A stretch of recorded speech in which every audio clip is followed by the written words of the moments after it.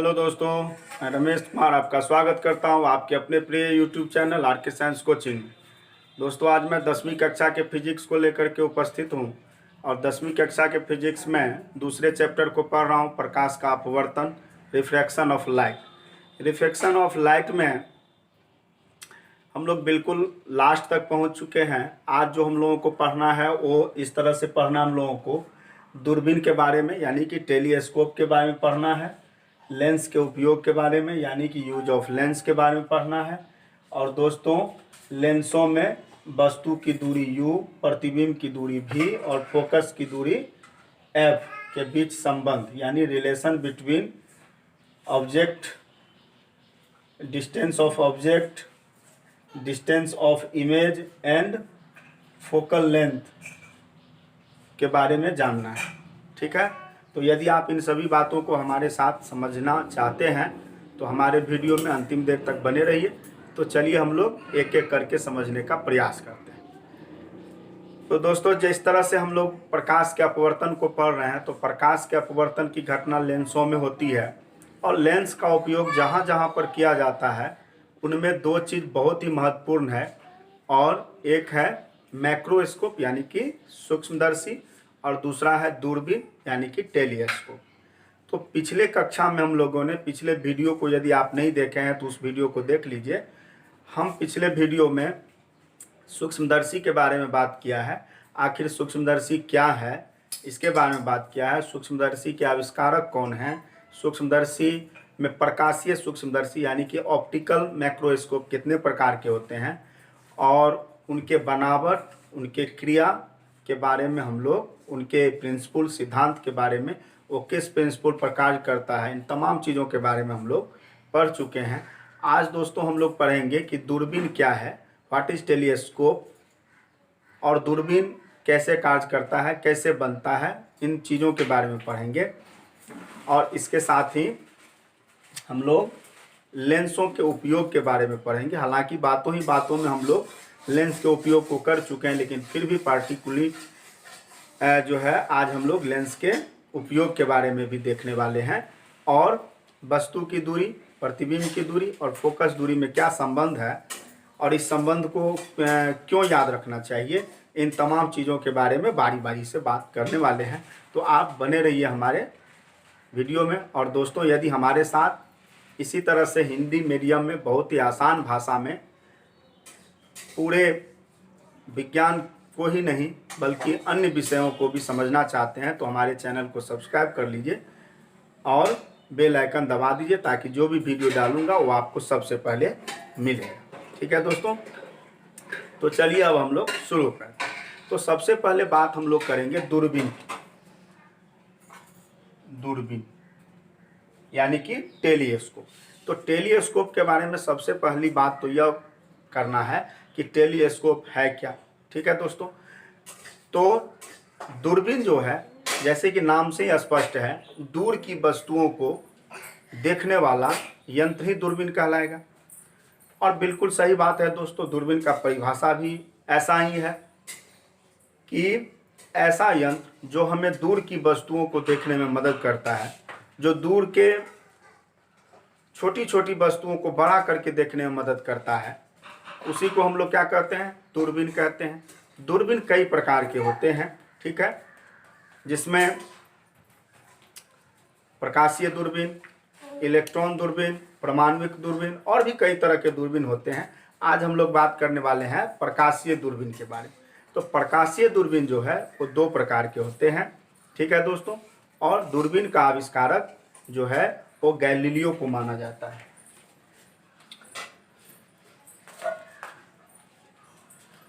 Galileo को दूरबीन का आविष्कारक माना जाता है और गैलीलियो इटली के रहने वाले वैज्ञानिक हैं।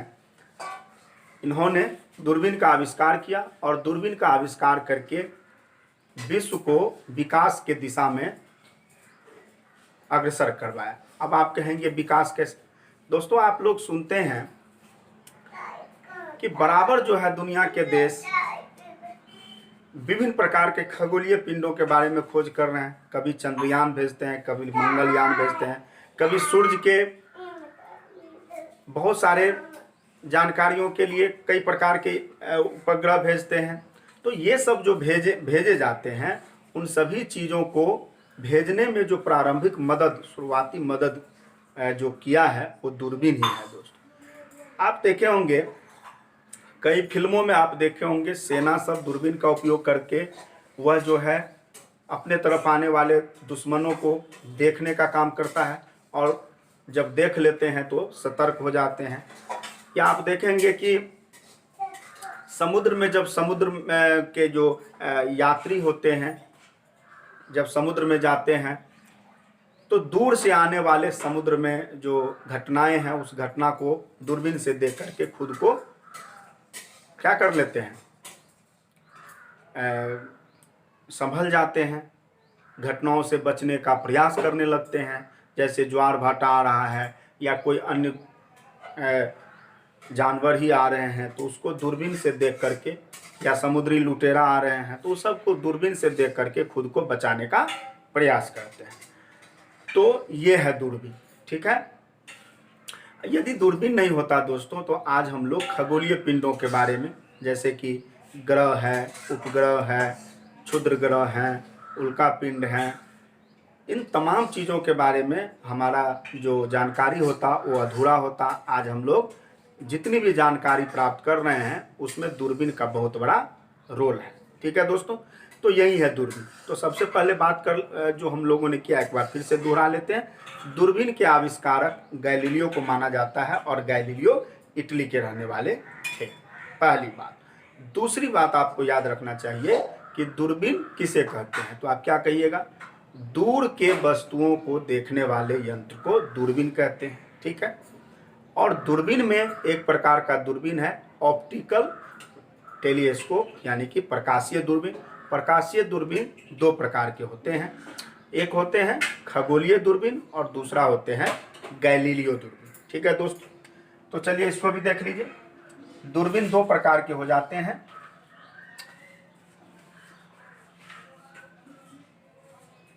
खगोलीय दूरबीन, ठीक है, और दूसरा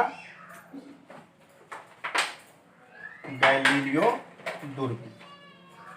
तो ये दो प्रकार के दूरबीन होते हैं, और दोनों प्रकार के दूरबीन का परिभाषा ही नहीं बल्कि उसके कार्य का भी जानकारी आपको होना चाहिए।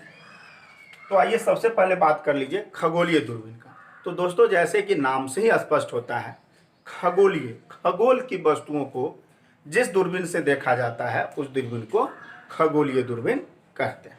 अब आप यह भी कह सकते हैं कि खगोल की वस्तु किसे कहते हैं। खगोल की वस्तु दोस्तों ब्रह्मांड की जो वस्तु हैं, जैसे कि तारे हैं, सूर्य हैं, ग्रह हैं, तो या उपग्रह हैं या उल्का पिंड है, तो इन सभी चीज़ों को जिस दूरबीन से देखा जाता है उसी को खगोलीय दूरबीन कहते हैं, ठीक है दोस्तों। तो खगोल की वस्तु यही है, ब्रह्मांड के बारे में जानकारी। तो दूरबीन जो है हमें इन तमाम चीज़ों के बारे में अधिक से अधिक समझने का अवसर प्रदान करता है, ठीक है दोस्तों। तो ये हो गया खगोलीय दूरबीन। खगोलीय दूरबीन जो होता है दोस्तों, इसमें उत्तल लेंस का उपयोग किया जाता है, दो उत्तल लेंस का उपयोग किया जाता है, और दो जो उत्तल लेंस होता है तो एक उत्तल लेंस को अभिदृश्यक लेंस और दूसरे उत्तल लेंस को जो है वो नेत्रिका लेंस कहते हैं। तो अभिदृश्यक लेंस उस लेंस को कहते हैं जिस लेंस को वस्तु के तरफ रखा जाता है, और नेत्रिका लेंस उस लेंस को कहते हैं जिसके पास आँख रखा जाता है, उसे नेत्रिका लेंस या आई लेंस कहते हैं। और जिस लेंस को वस्तु के पास रखा जाता है उसे अभिदृश्यक लेंस या ऑब्जेक्ट लेंस कहते हैं। और दोनों लेंस जो है दोस्तों एक खोखले नली में फिट कर दिया जाता है, और दोनों लेंस फ्री रहता है, दोनों लेंस को आगे पीछे खिसकाया जा सकता है। तो ये तो बनावट की बात हो गई, ठीक है दोस्तों। तो परिभाषा के साथ साथ बनावट, और बनावट के साथ साथ उसके कार्य करने के तरीके भी हम लोगों को जानना चाहिए। और इसी तरह से गैलीलियो दूरबीन की बात हम लोग कर लेते हैं। तो गैलीलियो दूरबीन दोस्तों ऐसा दूरबीन है जो काफी दूर की वस्तुओं को, यानी कि खगोलीय दूरबीन से भी अधिक क्षमता वाले दूरबीन को गैलीलियो दूरबीन कहते हैं। ठीक है, गैलीलियो दूरबीन में 2 लेंस होते हैं, खगोलीय में भी 2 लेंस होते हैं और गैलीलियो दूरबीन में भी 2 लेंस होते हैं। लेकिन अंतर यही होता है कि खगोलीय दूरबीन में दोनों लेंस उत्तल लेंस होता है, जबकि गैलीलियो दूरबीन में एक लेंस उत्तल लेंस होता है जबकि दूसरा लेंस अवतल लेंस होता है। ठीक है दोस्तों, तो इस तरह से हम लोगों ने दूरबीन के बारे में जानकारी लिया। अब चलिए बात करते हैं लेंसों के उपयोग के बारे में। ठीक है, तो चलिए लेंस के उपयोग को देख लेते हैं कि लेंस का उपयोग हम लोग कहाँ करते हैं, कहाँ लेंस की जरूरत होती है।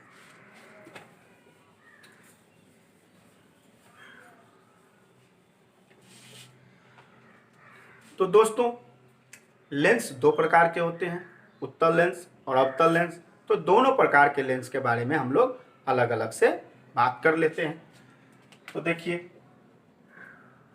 उत्तल लेंस और अवतल लेंस, हम लोग अंतर की बात नहीं कर रहे हैं बल्कि दोनों के उपयोग के बारे में बात कर रहे हैं।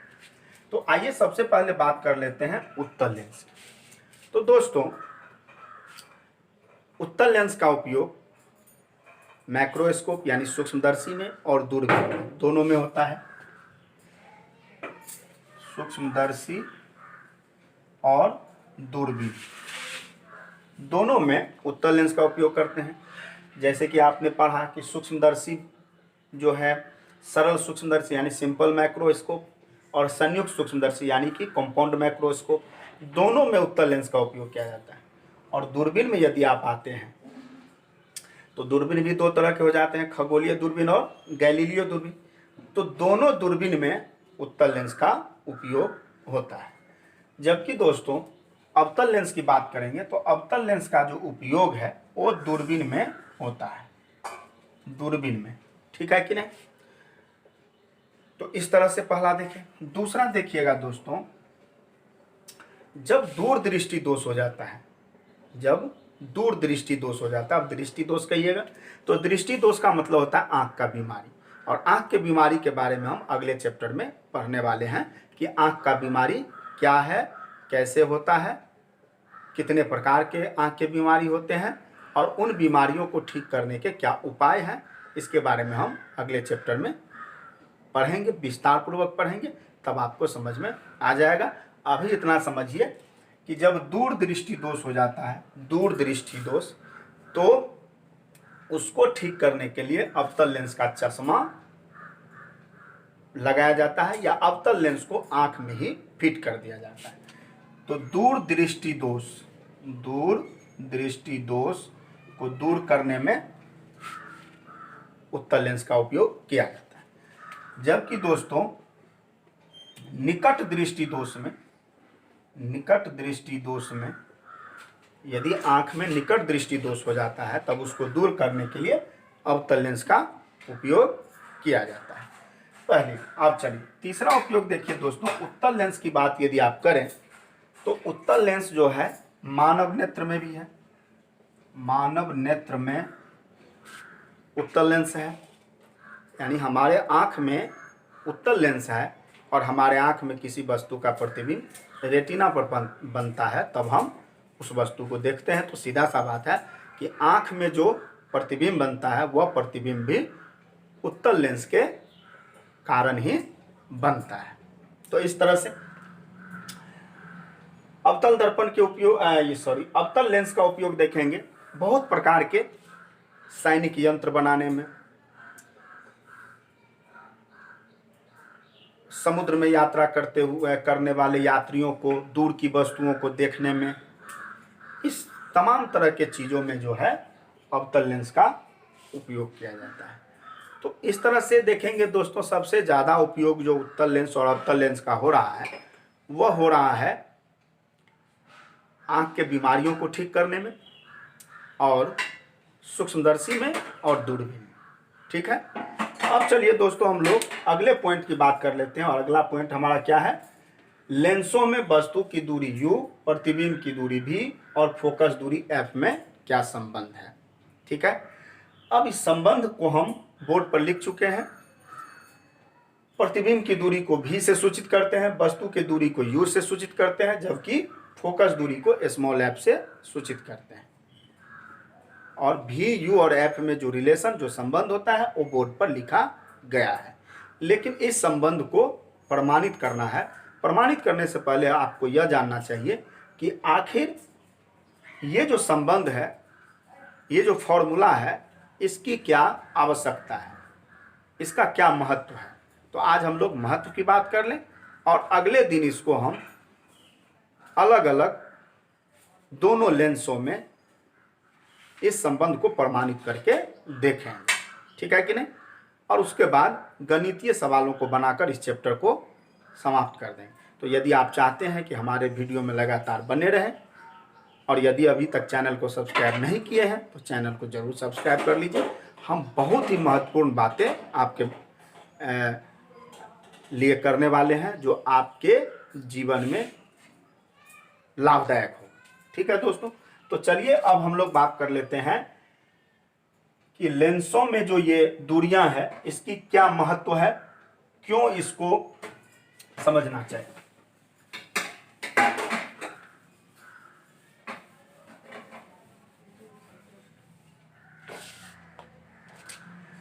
तो दोस्तों आइए हम लोग बात करने वाले हैं 1/v - 1/u बराबर 1/f। ये जो संबंध है इसका क्या महत्व है। तो जैसे कि दोस्तों अभी अभी आपने पढ़ा कि उत्तल लेंस और अवतल लेंस का उपयोग बीमारियों को ठीक करने में, आँख में जो बीमारी होती है उस बीमारियों को ठीक करने में उपयोग किया जाता है। जैसे कि आपने पढ़ा कि जब दूरदृष्टि दोष हो जाए तो दूरदृष्टि दोष में उत्तल लेंस का चश्मा लगाया जाता है, या उत्तल लेंस को आँख में ही फिट कर दिया जाता है। या निकट दृष्टि दोष होता है तो अवतल लेंस का चश्मा लगाया जाता है, या अवतल लेंस को आँख में ही फिट कर दिया जाता है। दोस्तों आपको जानना चाहिए कि ये जो लेंसों का प्रयोग चश्मा में या डायरेक्ट आँख में कर दिया जाता है, वह जो है विभिन्न फोकस दूरी या विभिन्न क्षमता के लेंस का उपयोग किया जाता है। ऐसा नहीं है कि हर बीमारी वाले व्यक्तियों के आँख में एक ही जैसा बीमारी होता है। जैसे मान लीजिए कि मुझे दूरदृष्टि दोष है, और भी किसी व्यक्ति को दूरदृष्टि दोष है, और भी किसी व्यक्ति को दूरदृष्टि दोष है। तो दोस्तों ऐसा नहीं है कि सभी लोगों को एक ही पावर का चश्मा दे दिया जाए। पावर उसका अलग अलग होता है, और पावर के बारे में भी मैंने आपको बताया। जिसके आंख में जितना डिफेक्ट रहता है, जितना दोष रहता है, उसी प्रकार से उसके आंख में उतने ही पावर का लेंस लगाया जाता है, उतने ही पावर का चश्मा दिया जाता है। तो कितने पावर का चश्मा दिया जाए, उस पावर को कैलकुलेट करने के लिए, उस पावर को निकालने के लिए इस सूत्र का जरूरत पड़ता है दोस्तों। यानी देखना पड़ता है कि जो रोगी आया है डॉक्टर के पास, उस रोगी को कितना दूर की वस्तु दिख रहा है और कहाँ का वस्तु नहीं दिख रहा है, और इस हिसाब से उसको कितने पावर का चश्मा देना चाहिए। ये सब कैलकुलेट करने में इस फॉर्मूला की जरूरत होती है। इसके साथ ही दोस्तों यदि दूरबीन ही बनाना है या सूक्ष्मदर्शी ही बनाना है,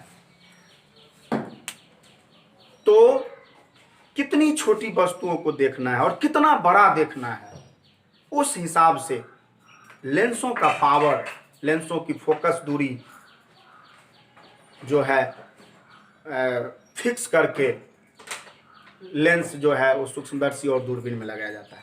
मतलब कि जिस वस्तु को हमें देखना है और जितना बड़ा देखना है, उसके अनुसार जिस लेंस का जो क्षमता होता है उसी लेंस को उपयोग करते हैं। तो कितने फोकस दूरी वाले लेंस का उपयोग किस दूरबीन में या किस सूक्ष्मदर्शी में किया जाए, इसको भी कैलकुलेट करने के लिए, उसके भी कैलकुलेशन के लिए इस फॉर्मूला का जरूरत होता है। तो आप समझ गए होंगे कि ये फॉर्मूला कितना उपयोगी है। तो इस तरह से दोस्तों इस फॉर्मूला का महत्व भी आप लोग समझ गए, और इस फॉर्मूला को हम लोग इसकी सत्यता की भी जांच करेंगे। हम दोनों लेंस में बारी बारी से सत्यता की जांच करेंगे, और आपसे परीक्षा में भी पूछा जाता है, यदि आप 10वीं और 12वीं कक्षा के विद्यार्थी हैं तब आपको सत्यापित करने के लिए कहा जाता है कि उत्तल लेंस में वस्तु की दूरी, प्रतिबिंब की दूरी और फोकस दूरी में संबंध स्थापित करें। Relation between distance of object, distance of image and distance of focal describe, prove that in convex lens। तो इस तरह से दोस्तों, या कभी आपको उत्तल लेंस में, अवतल लेंस में पूछ देता है कि अवतल लेंस में वस्तु की दूरी, प्रतिबिंब की दूरी और फोकस दूरी में क्या संबंध है, वो सत्यापित करके दिखाएं।